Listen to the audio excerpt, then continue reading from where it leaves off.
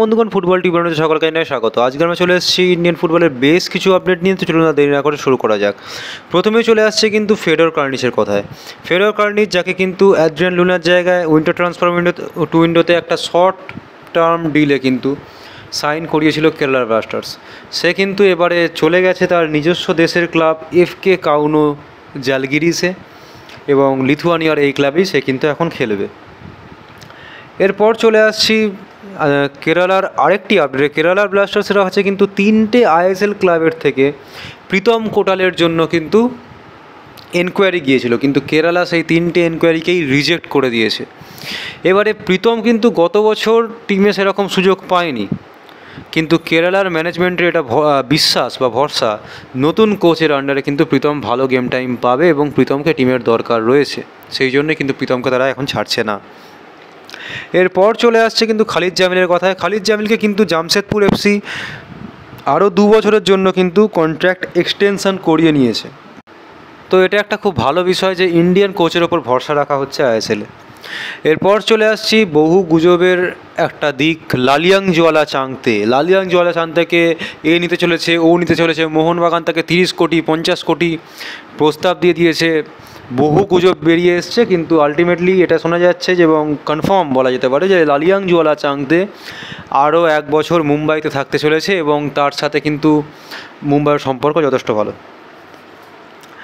এরপর চলে আসছে কিন্তু জায়েশ রানের কথা। জায়েশ রানে কিন্তু ব্যাঙ্গালোর থেকে মুম্বাইয়ে গিয়েছিল গত বছর লোন ডিলে, এবং এখন সে কিন্তু ফ্রি ট্রান্সফারে মুম্বাইতে আরও 2 বছরের জন্য সাইন করলো। এবং তারপরের আপডেটে চলে আসছি, সেটাও কিন্তু মুম্বাইকে নিয়েই। মুম্বাই সিটি এফসি কিন্তু আপুইয়ার জায়গাটায় ভিভিন মোহানানকে টার্গেট করছে, জিকসন সিংকে না। কারণ জিকসনের যে ট্রান্সফার ফি বা স্যালারি, সেটা তারা পে করতে চাইছে না। তারা অত হাই স্যালারি দিয়ে একটা প্লেয়ারকে আনতে চাইছে না, তার পরিবর্তে তারা একজন ট্যালেন্টেড প্লেয়ারকে কম স্যালারিতে নিয়ে আসতে চাইছে। এবার এটাই দেখার যে কেরালা ভিভিনকে ছাড়ে কিনা। এরপর চলে আসছে একটি বিদেশি প্লেয়ার এবং খুব বড় প্লেয়ারের কথায়, যাকে মুম্বাই সিটি এফসি টার্গেট করেছে, যার সঙ্গে কথাবার্তা কিন্তু অ্যাডভান্স স্টেজে চলছে, এবং মার্কাসেরা জানিয়েছে যে কালকে মুম্বাই কিন্তু একটা বিদেশির অ্যানাউন্সমেন্ট করবে। তো এবার এটি দেখার যে এই বিদেশিরা হয় কিনা। সেটা হচ্ছে কিন্তু জন টোরাল। তার মার্কেট ভ্যালু 5.6 crore, বয়স 29 বছর, অ্যাটাকিং মিডফিল্ডার, আর স্পেনের আন্ডার-17 টিমের হয়েও খেলেছে। বার্সেলোনার যে একাডেমি, লা মাসিয়া একাডেমি, সেই লা মাসিয়া একাডেমি থেকে উঠে আসা প্লেয়ার। আর্সেনালের টিমে ছিল, কিন্তু আর্সেনালে সে চান্স পায়নি। সেই সময় আর্সেনাল থেকে সে লোনে ব্রেন্টফোর্ডে খেলেছে, বার্মিংহাম সিটিতে খেলেছে, লোনে খেলেছে গ্রানাডাতে, রেঞ্জার্সে, তারপরে কিন্তু পার্মানেন্ট ডিলে হাল সিটিতে সাইন করে, তারপরে আবার বার্মিংহাম সিটিতে পার্মানেন্ট ডিলে সাইন করে, এবং লাস্ট সিজন কিন্তু গ্রিসের ক্লাব ওএফআই ক্রিটে খেলছিল। তো গ্রেগ স্টুয়ার্টের জায়গায় তাকে নিয়ে আসা হচ্ছে, এবং ভাবা হচ্ছে যে এই প্লেয়ারটা গ্রেগ স্টুয়ার্ট লেভেলের প্লেয়ার। তো এটাই দেখার যে এই প্লেয়ারটা ইন্ডিয়াতে এসে কীরকম খেলতে পারে। এরপর চলে আসছি তারপরের আপডেটে, এবং তারপরের আপডেট হচ্ছে কিন্তু টাংবা রাগুইকে নিয়ে। নেরোকা এফসির প্লেয়ার সে কিন্তু টাংবা রাগুই, অ্যাটাকিং মিডফিল্ডার, বয়স যার 20, সে কিন্তু মোহামেডান এফসিতে সাইন করেছে। মোহামেডান এফসির আরও আপডেট আছে। মোহামেডান এফসি কিন্তু মাখান ছোটেকে হায়দ্রাবাদ এফসি থেকে সাইন করে দিয়েছে। মাখান ছোটের সাথে একটা সময় ইস্ট বেঙ্গলের গুজব ওঠে, কিন্তু ইস্ট বেঙ্গলের সাথে শুধু গুজবই উঠেছে, মোহামেডান কিন্তু একের পর এক প্লেয়ারকে সাইন করিয়ে চলেছে। এবং মোহামেডানের আর একটা আপডেট রয়েছে, সেটা হচ্ছে সিজার লোবি মানজোকি, একজন ভালো ডেডলি ফরওয়ার্ড। সে কিন্তু ডিআর কঙ্গো এবং সেন্ট্রাল আফ্রিকান রিপাবলিক, এই দুটো ন্যাশনাল টিমের হয়েই তার খেলার অভিজ্ঞতা রয়েছে, এবং এখন সে সেন্ট্রাল আফ্রিকান রিপাবলিকের ন্যাশনাল টিমের প্লেয়ার। ডিআর কঙ্গোর বিভিন্ন ক্লাব, সেন্ট্রাল আফ্রিকান রিপাবলিকেরও বিভিন্ন ক্লাব, তারপরে চায়নায় ডালিয়ান প্রো ক্লাব, তারপরে এখন কিন্তু লাস্ট খেলছিল ইউএইর হাট্টা ক্লাব, সেখান থেকে কিন্তু মোহামেডানের সাথে সে সাইন করে ফেলেছে। এরপর চলে আসছি ফ্রেডি লালরুয়াট ফেলার কথায়। মোহনবাগানে সে সাইন করেছে, যার বয়স 17 বছর, আইজল একাডেমির প্লেয়ার, এবং আন্ডার-17 মিজো লিগ যেটা হয়েছিল সেখানে কিন্তু সে বেস্ট মিডফিল্ডার হয়েছিল। সে কিন্তু আজকে কলকাতায় এসছে, এবং যা শোনা যাচ্ছে মোহনবাগান তাকে ডিল ডান করে ফেলেছে।